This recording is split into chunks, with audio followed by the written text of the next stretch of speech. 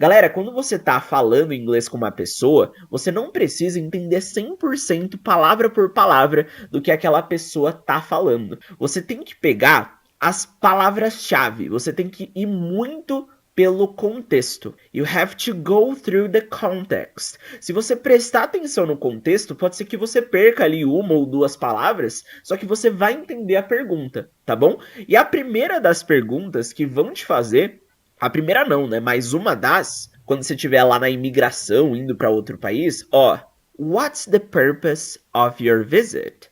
What's the purpose of your visit? Repara aqui, ó, você precisa focar na palavra-chave. Qual que é a palavra-chave? Purpose. Purpose, que significa propósito. Ou seja, what's the purpose of your visit? Você tá lá ouvindo a pessoa, se você pegou a palavra-chave purpose e visit, que é a visita, você já entende a pergunta. Qual que é a pergunta? Qual o propósito da sua visita? Ou seja, por que você tá vindo para cá? What's the purpose of your visit? What's the purpose of your visit? Ou seja, uma das perguntas que você tem que ter aí na ponta da sua língua quando você estiver nesse processo de migração chegando em outro país para falar inglês é que eles vão te perguntar isso. E o que você vai responder vai depender do contexto que você tá. Por exemplo, se você tá de férias, you are on vacation. Ó, para quem não sabe, de férias é essa combinação, ó. De férias. On vacation. On vacation. É a combinação que você usa para dizer de férias. Então você vai falar, responder, eu estou aqui de férias. Você vai falar como? I'm here on vacation. I'm here on vacation. Tá vendo como é fácil? Galera, e eu vejo muitas pessoas que na hora de responder, elas fazem o quê? Elas tentam pensar sempre palavra por palavra. Aí a pessoa fica, eu é I, eu estou é I am. Aí depois aqui é here. Aí de férias, o de é o off. Então off vacation. A pessoa fica tentando pensar no português palavra por palavra para traduzir para o inglês para aí falar. Só que, galera, esse processo, ele é ineficiente. Primeiro, que você vai ficar pensando lá por horas enquanto a pessoa tá te esperando responder. E muitas vezes você não vai lembrar das palavras que você quer. Entendeu? Ou seja, você precisa aprender através das combinações. É o principal pilar que eu defendo dentro do método EA. Quando os alunos que chegam dentro do método EA começam a aplicar isso, o inglês dessas pessoas deslancham. Realmente, tem até o caso que eu sempre cito, que é o caso do Silvio. O Silvio, ele chegou dentro do método EA com 53 anos. E ele chegou falando, Matheus, eu não consigo memorizar, cara, eu não consigo repetir, vai ter muito esforço para pouco resultado. Quando ele virou a perspectiva de estudo e começou a aprender dessa forma, hoje ele já tá indo para fora, ele já vai para os Estados Unidos, para a Europa, sem depender de tradutor, sem depender de intérprete, com 54 anos.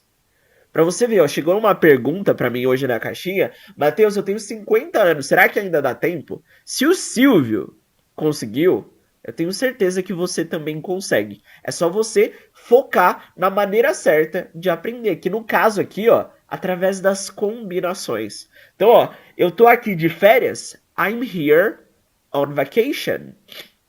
I'm here on vacation. Então é assim que você pode responder. Se você tá a trabalho, mesma coisa, ó. I'm here, eu estou aqui. On business. On business. Ó, de férias. On vacation. A trabalho. On business. Essa é uma das perguntas que vai surgir ali na hora da imigração que você precisa ter aí na sua mente para conseguir responder.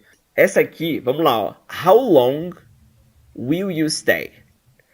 Ó, se eu te perguntar agora, você que tá me assistindo aqui ao vivo ou gravado, how long will you stay? Você entenderia o que é essa pergunta? Galera, o how long, ó, eu gosto de fazer essas associações, tá? Então, ó, lembra que long parece que é longo, né? Ou seja, lembra uma ideia de tempo.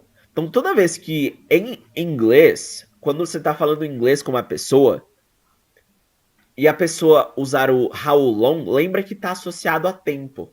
Ou seja, quanto tempo? How long? Quanto tempo will you stay? Quanto tempo você vai ficar? Lembra que o stay é o verbo ficar. Então, ó, quanto tempo? How long will you stay? Ou seja, você tá fora do país, lá the official guy, o oficial, ele vai querer saber quanto tempo você vai ficar lá, certo? Então, ele vai te perguntar usando essa combinação. How long? Quanto tempo? How long will you stay? Tá vendo que às vezes você não precisa entender todas as palavras da frase? Se você só entender o how long, você lembra tempo, ele tá me perguntando quanto tempo eu vou ficar. Aí você já pode responder. E ó, você pode responder como? Dessa forma aqui, ó. For 15 days, por exemplo. Por 15 dias. Se for um mês, for 1 month. For 1 month. Se for por um ano, for 1 year. Tá vendo como é simples você responder? Você só coloca o for ali na frente e depois a quantidade de tempo que você vai ficar. For 15 days. For 1 month. Galera, um erro que eu vejo muitas pessoas cometerem também na hora de falar inglês. Elas querem, na hora de formar as frases, por que você tem dificuldade em formar a frase no inglês? Porque você quer enfeitar as coisas muito. Você quer deixar as coisas tudo completinhas. Galera, quanto mais enxuto, principalmente, ó, eu quero falar com você que está começando agora do básico, do zero. Se você está nesse nível, começando agora no idioma, agora, nesse momento, não é interessante você querer deixar as frases ali todas complexas, completas, bonitas. Faz o arroz com feijão. Responde sempre de uma maneira simples. Porque isso vai te dar mais confiança para conseguir falar. Você não vai ficar pensando, eu vou ficar por volta de 15 dias. Tipo, as pessoas às vezes querem montar as frases assim, só que você tá começando agora. Então deixa o mais simples possível. Então, ó, por 15 dias, for 15 days. Por um mês, for 1 month. Ou seja, essa é uma segunda pergunta que vão te fazer quando você estiver nesse processo aí de imigração, of immigration to another country, para outro país. Beleza?